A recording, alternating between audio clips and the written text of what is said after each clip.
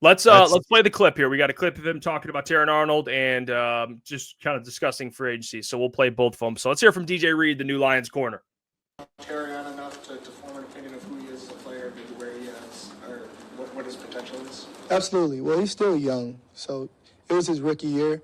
I thought Terrion played well. Obviously, he was handsy, which that's something that you could correct. That's totally fixable. As far as talent, as far as being sticky, it was the reason why he was drafted in the first round. So he's going to be, very good in my opinion. I think he's a Pro Bowl, all-pro type of guy. You played mostly on the right side in your career. Terrion played right side last year. How do you go about sorting, where you guys kind of fit together? Is there something about playing one side that you like as a cornerback? Yeah, that's a great question. I would say, when I was in Seattle, that was just the side that I played, and it kind of just stuck there. Same as when I was on the Jets. Sauce played the left, I played the right. Third down, sometimes Sauce would go to the boundary. Sometimes I would go to the field. Some games I would travel with, for example, when we played in Miami, some games I would travel with Tyreek. Other games, when we played, bigger receivers, Sauce would travel. It's kind of how our coaches were utilizing. I'm a football player, so if they want me to play on the left side, if they want me to play on the right side, either or I'm comfortable with doing. I love that.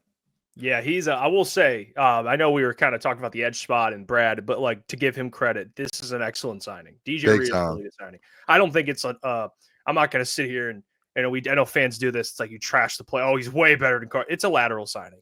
Carlton's really good. I think DJ Reed's really good. But I think DJ Reed, what he brings, I love his mentality. I've watched DJ in New York. I didn't watch him with Seattle or the 49ers, but I've watched him with New York. And I watched the Vikings game, actually, when Aaron Rodgers that game that was an ugly game, but the Jets and Vikings game. And DJ Reed, although Sauce steals the shine a lot because it's Sauce Gardner, I get that. DJ Reed is a very solid corner. Very solid, very dependable. And his height, which we'll get into in a second here, I don't think it's going to be. People are making too big of a deal of his height. It's a little ridiculous, in my opinion. He's a ball hawk. And not interceptions, but he gets his hands on a lot of balls. Pause. Yeah. But he does. Ooh. He does, though. Very active. And he guards ones. He guards twos. He can do it all, man. And he's not a guy, you don't hear him. He seems like now that he's signed with the Lions, it makes sense why they love him. Because he's a go-to-work guy. He gets it done. He plays in games. I mean, he doesn't really get hurt. To me, this is when we're talking about who they did sign, man, DJ Reed's a really good signing. Really good. Yeah. I think it's like you said, and again, this is no offense to Carlton or DJ Reed. I think it's a lateral signing where I think DJ Reed, Carlton, those guys were kind of at the top of free agency and corners.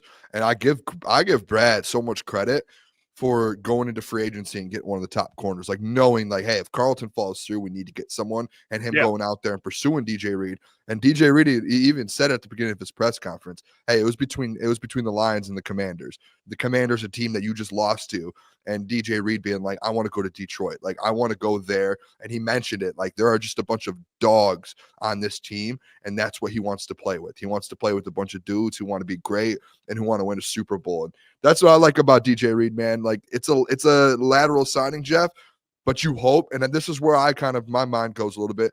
We said it earlier, you hope Terrion turns into that corner one over this next year. And it sounds like DJ is coming in to help, what's the word I'm looking to? Mold him into that corner help one. Help him flourish. Yes. So he's coming in to do that. Excuse me. Just keep losing my voice. This is brutal.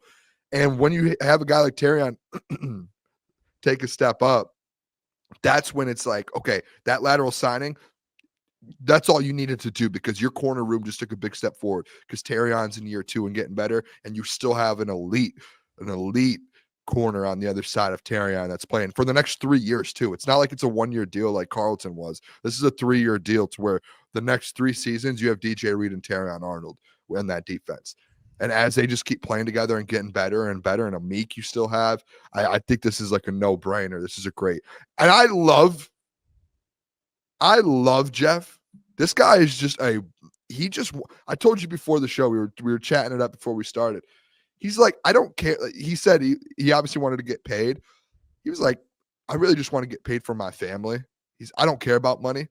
He's like, that means nothing to me. He was like, I'm good. Like I can live off nothing. He's like, I'm good to go. I just want a Lombardi trophy. He's like, that's all I need in my career. I just want a Lombardi. And to have a guy coming into the building like that, that's not worried about his personal accolades, isn't worried about the money. He literally is just brain focused on winning a Lombardi trophy.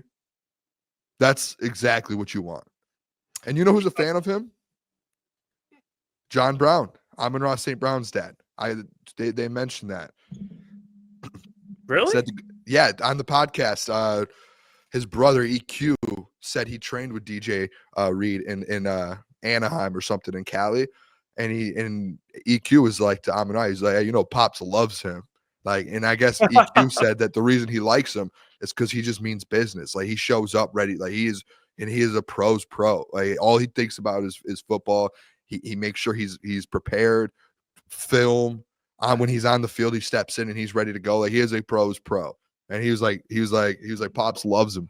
When I heard that, yeah, it's I was all in. Well, you got the John Brown stamp of approval. I don't have a problem with guys wanting their money. It's just I have to bring this up because it's interesting that Carlton was all about getting paid. Yeah. And then DJ Reed got paid, but now he's like, I want to win a Super Bowl. Like, you see where his priorities are. And, I think DJ Reed's going to be really good for the Lions. I do. Like I said, when I mean lateral, I think that's a really good thing because it's easy to downgrade. It would be easy to sign someone that's not as good as Carlton or DJ Reed. And it's like, well, we downgraded. And the height thing, like, they have Terrion Arnold. He's a good size. He has good size on him. You have Ennis Rakestraw. He has good size on him. I mean, who knows? They might draft another corner or sign another corner at some point that has pretty good size on him as well. Like, he's not going to be – and they have Amik who's pretty versatile. He can play on the outside. So they have some guys there. Like, yeah, you have two guys that are 5'9", but two guys that are does it stop Amik Robertson at 5'9" from playing really well? No, it doesn't. I'm not too worried about that. You expect Terrion Arnold, though, to your point, to take a step, and there is pressure on him. Like this year, I think for corners, it's the hardest position to play besides quarterback. I will admit that. It's very hard. You have to do this. You have to mimic movements of world-class athletes backwards. You know what I mean? That's pretty much what you have to do.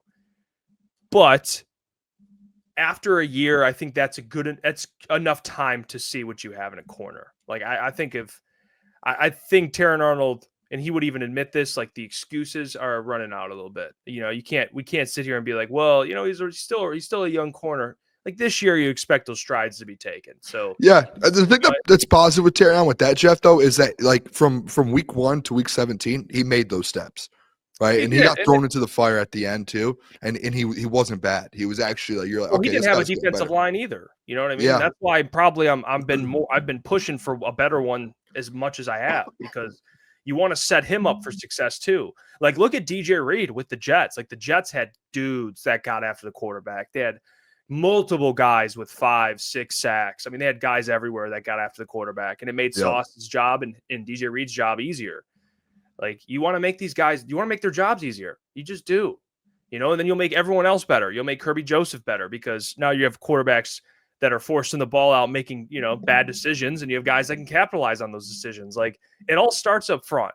So, yeah, like, not to go back to the edge thing, but that's why we're pushing for more pass rushers. Amon-Ra said it. When you have a pass rush, you don't need it. Yeah. You don't need corners. Hey, what's going on there? It's Jeff Iafrate. Appreciate you for finishing the video. You can check out one of the videos here suggested or show support by commenting, liking, and subscribing. And buy your merchandise at FisherCTSports.com.